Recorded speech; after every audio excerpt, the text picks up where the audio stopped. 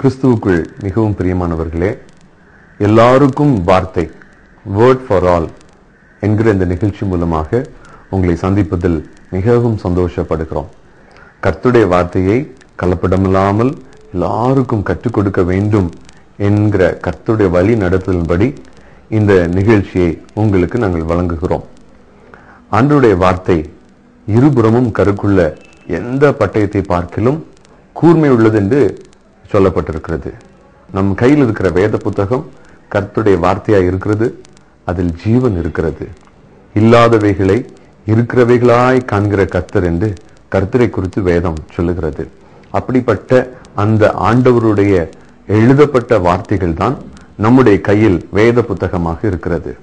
இன்றைக்கு ஏராளமான மக்கள் கையிலே எழுதப்பட்ட அச்சடிக்கப்பட்ட இந்த கர்த்தருடைய வார்த்தை இருந்தாலும் அது இருக்க வேண்டிய முக்கியமான இடம் நம்முடைய இருதயம் அதற்குள் இருப்பதில்லை. இந்த உலகத்தை பாருங்கள், வேகமாக ஓடுகிற உலகம், பிஸி என்று சொல்லப்படுகிற காலம், எப்போ பார்த்தாலும் நேரம் இல்லைன்னு சொல்லிட்டு இருக்கும் இந்த காலகட்டத்தில் ஒரு ஆண்டவருடைய பிள்ளையின் வாழ்க்கையில முதலாவது காம்ப்ரமைஸ் பண்ணப்படுவது ஆண்டவரோடு உட்கார்ந்து செலவு செய்யும் நேரம். வேதத்தை வாசிப்பதற்கு நேரம் இல்லை, வேதத்தை தியானிப்பதற்கு நேரம் இல்லை. இப்படிப்பட்ட ஒரு ஓட்டத்தை ஓடுகிற நம்முடைய வாழ்க்கையில வேதம் நம்முடைய இருதயத்தில் இல்லாமல் போய்விடுகிறது. வேதம் இருதயத்தில் இல்லாத பட்சத்தில், கர்த்தருடைய வார்த்தை நமக்குள் இல்லாத போது நாம் நடக்கிற பாதை, நாம் வழி நடக்கிற காரியங்கள் இவைகளும் வேதத்திற்கு முரண்பாடாகவே போய்விடுகிறது.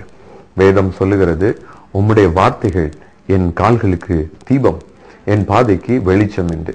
ஆகவே இந்த நாட்களிலே, நாம் கடைசி காலம் என்று சொல்லப்படும் இந்த நாட்களிலே கர்த்தருடைய வேதத்திற்கு முக்கியத்துவம் கொடுத்து ஆண்டவருடைய வார்த்தையில் சொல்லப்பட்டிருக்கிறபடி நாம் நடந்தால் நம்முடைய வாழ்க்கையில் தேவையான அத்தனை ஆசீர்வாதங்களும் நம்மை தானாக தேடி வரும். ஏனென்றால் இயேசு சொன்னார், முதலாவது தேவனுடைய ராஜ்யத்தையும் அதனுடைய நீதியும் தேடுங்கள், அப்பொழுது இவைகளெல்லாம் உங்களுக்கு கூட கொடுக்கப்படும் என்று. இவைகளெல்லாம் என்று எவைகளை குறித்து சொன்னார்? நான் எதை சாப்பிடுவேன், எதை குடிப்பேன், எப்படி வாழ்வேன் என்று பல காரியங்களை குறித்து கவலைப்படாமல், முதலாவது நீங்கள் தேவனுடைய ராஜ்யத்தையும் நீதியும் தேடுங்கள், அப்பொழுது நீங்கள் கவலைப்படுகிற உங்களுடைய தேவைகளாகிய உணவு, இருக்கிற இடம், மற்ற தேவைகள் எல்லாம் உங்களுக்கு கூட கொடுக்கப்படும் என்றுதான் வேதம் சொல்லி தந்திருக்கிற ஆசீர்வாதத்தின் ரகசியம். ஆகவே வேதத்திற்கு முதலிடம் கொடுப்போம், கர்த்தருடைய வார்த்தையின்படி நடக்க நாம் ஒப்பு கொடுப்போம். அப்பொழுது கர்த்தர் நம்மை நடத்துவார். இன்றைக்கும் ஒரு வசனத்தில் இருந்து 2 காரியங்களை உங்களோடு நான் சொல்ல விரும்புகிறேன். எபேசியர் 5ஆம் அதிகாரம் 8வது வசனத்தை வாசிப்போம் என்றால், நான் உங்களுக்காக அதை வாசிக்கட்டும். முற்காலத்தில் நீங்கள் அந்தகாரமாய் இருந்தீர்கள், இப்பொழுதோ கர்த்தருக்குள் வெளிச்சமாய் இருக்கிறீர்கள், வெளிச்சத்தின் பிள்ளைகளாய் நடந்து கொள்ளுங்கள். இந்த வசனம் 2 பகுதியாய் இருக்கிறது. முதல் பகுதி முற்காலத்தில் என்று ஆரம்பிக்கிறது, பழைய காலத்தை, பாஸ்ட் டென்ஸ் குறித்து சொல்லியிருக்கிறது. 2வது பகுதி இப்பொழுதோ என்று நிகழ்காலத்தை குறித்து சொல்லுகிறது.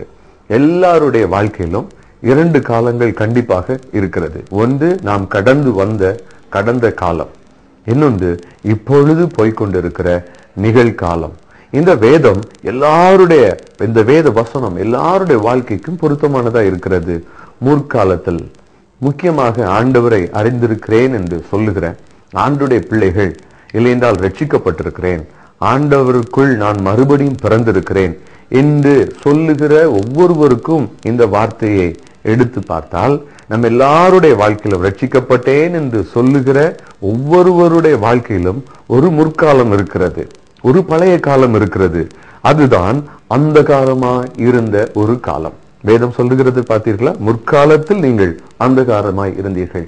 இயேசுவை ஏற்றுக்கொள்ளும் முன்பதாக, மறுபடியும் பிறந்த அனுபவத்திற்குள் வரும் முன்பதாக, ரட்சிக்கப்படுவதற்கும் முன்பதாக நாம் எல்லாரும் இருந்த ஒரு வாழ்க்கை இருளின் வாழ்க்கை, அது அந்தகாரமான வாழ்க்கை. அந்த அந்தகாரத்தில் நாம் இருந்தோம். ஆனால் இப்பொழுதோ கர்த்தருக்குள் வெளிச்சமாய் இருக்கிறோம். காரணம், இயேசு சொன்னார், நானே இந்த உலகத்திற்கு வெளிச்சம்.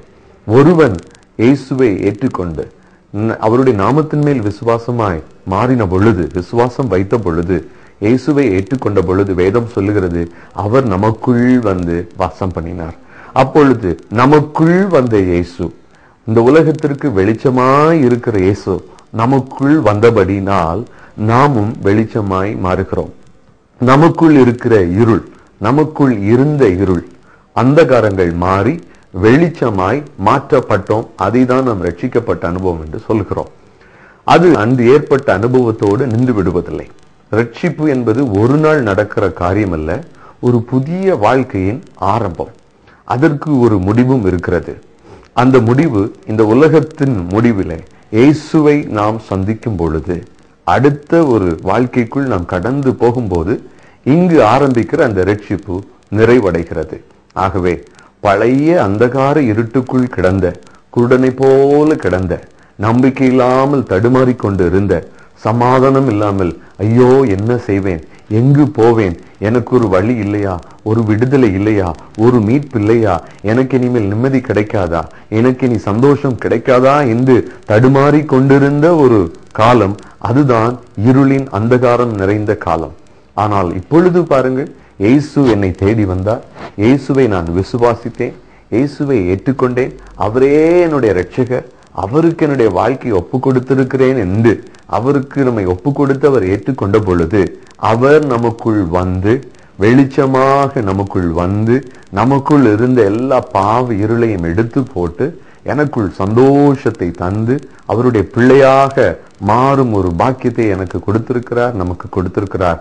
ஆகவே நாம் கிறிஸ்துவுக்கு சொந்தமாயிருக்கிறோம்.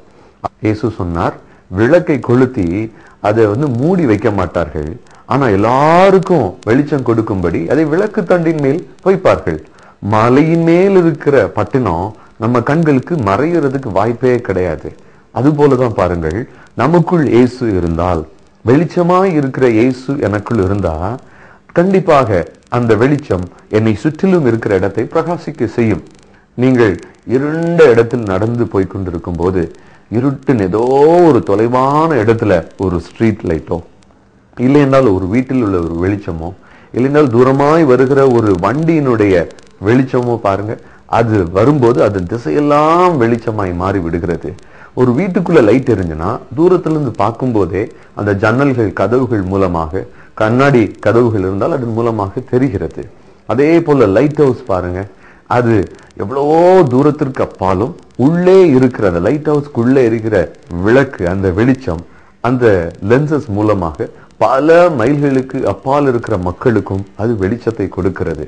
இன்றைக்கு நீங்கள் கிறிஸ்துவின் பிள்ளைகள் என்று உங்களை சொல்லுகிறீர்களா? ரட்சிக்கப்பட்டிருக்கிறேன் என்று நீங்கள் சொல்லுகிறீர்களா? மனம் திரும்பினவன் என்று சொல்லி இருக்கிறீர்களா?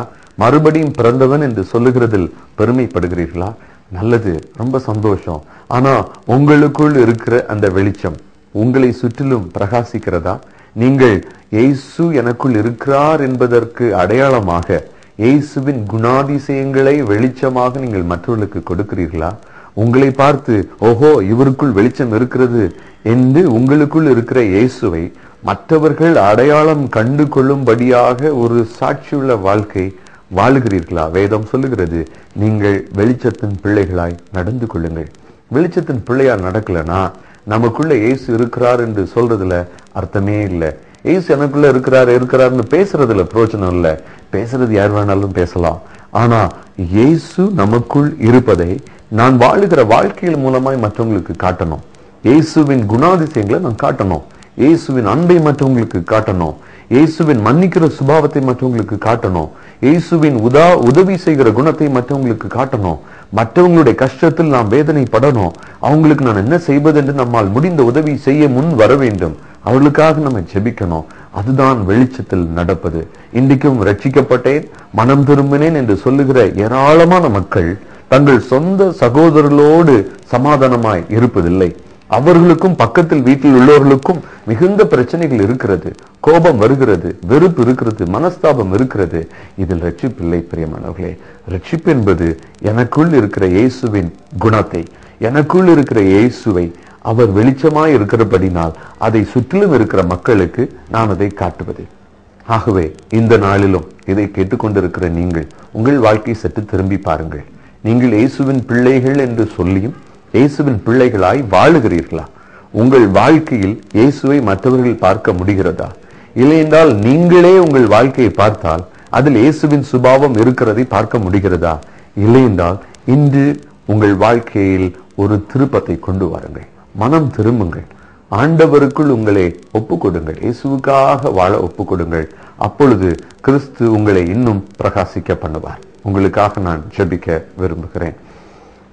அன்புள்ள இயேசு சுவாமி, இந்த வார்த்தையை கேட்டுக்கொண்டிருக்கிறேன் அன்பான பிள்ளைகள் ஒவ்வொருவரோடும் சேர்ந்து நான் ஜெபிக்கிறேன். ஒவ்வொருவரையும் ஆசீர்வதிப்பதில் நீ விருப்பமுடையவராய் இருக்கிறீர். இஸ்ரவேலை ஆசீர்வதிப்பது உமக்கு பிரியம் என்று வேதம் சொல்லுகிறது.